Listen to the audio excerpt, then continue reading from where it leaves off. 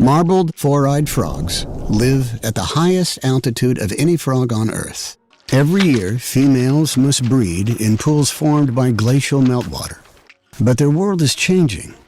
The glacier is retreating further up the mountains. Each year, she climbs higher, enduring hotter days, but also colder nights. The temperature is dropping fast. The deeper underground, the safer she'll be. But a clear sky means extreme cold is on its way. On these nights, the ice is relentless. Its reach stretches far beneath the surface.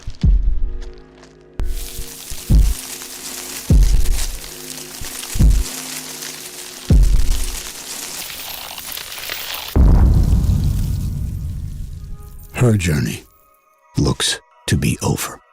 She is frozen solid.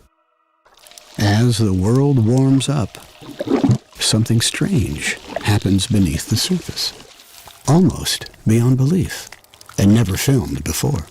They can freeze solid and come back from the dead every single day. The only frog in the world that can do this. The frog that cheats death every night is ready to continue her journey, and with luck, meet a new mate.